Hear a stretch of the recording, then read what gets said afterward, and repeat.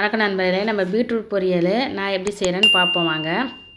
First நான் அரைக்கிறதுக்கு தேவையானதை நான் போட்டுக்கிறேன். சின்ன ஜாரில் கொஞ்சம் தேங்காய், கொஞ்சம் இஞ்சி, ஒரு 4 பூண்டு, அப்புறம் காரத்துக்கு ஏற்ற மாதிரி காஞ்ச மிளகா போட்டுக்கோங்க. இதை கொரப்பாக அரைச்சி எடுத்துக்கோங்க.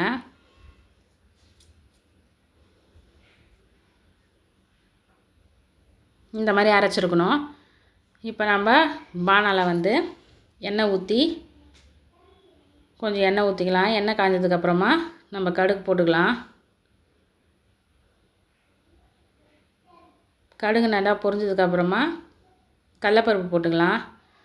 கருவேப்பிலை இல்லைங்க, கருவேப்பிலை நீங்கள் சேர்த்துக்கோங்க. நான் இந்த மாதிரி செய்வேன், நல்லாயிருக்கும். பசங்க நல்லா சாப்பிடுவாங்க. நல்லா ரெண்டும் கொஞ்சம் பொரிஞ்சதுக்கப்புறமா பொடியாக நறுக்கி வச்சுருக்க வெங்காயம் 1 தான் எடுத்துருக்கேன், அதை போட்டுக்கலாம். போட்டு நல்லா வதக்கிக்கலாம். இப்போ நம்ம பீட்ரூட் கட் பண்ணி வச்சுருக்கோம், அதையும் நம்ம போட்டுக்கலாம். போட்டு நல்லா கலரி விட்டுருங்க. தேவையான அளவு நம்ம உப்பு போட்டுக்கலாம்.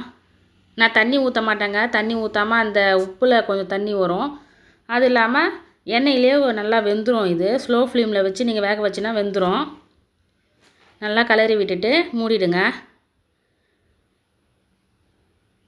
ஒரு 5 நிமிஷம் 10 நிமிஷம் வெந்துடும். வெந்ததுக்கப்புறமா நம்ம தேங்காய்லாம் அரைச்சி வச்சுருக்கோம்ல, அதை இப்போ சேர்த்துக்கலாம். இதில் நான் இந்த மாதிரி பூண்டு இஞ்சிலாம் போடலாம், பசங்க எடுத்து வைக்காதுங்க. நல்லா வாசனையாக இருக்கும். நீங்கள் செஞ்சு பாருங்கள். என்னம்மா செய்கிறீங்கன்னு கேட்டு வாங்கி சாப்பிட்டாங்க என் பசங்க. நல்லா தூவி விட்டுட்டு நல்லா கலரி விட்டுக்கலாம். ஏன்னா அந்த பச்சை ஸ்மெல்லு போனோம். பூண்டு இஞ்சி தேங்காய்லாம் நல்லா கலரி விட்டுட்டு ஒரு 5 நிமிஷம் பாருங்கள். பீட்ரூட் பொரியல் ரெடி ஆயிடுச்சு. இந்த மாதிரி செஞ்சு பார்த்துட்டு லைக் பண்ணுங்கள், ஷேர் பண்ணுங்கள், கமெண்ட் பண்ணுங்கள். தேங்க்யூ.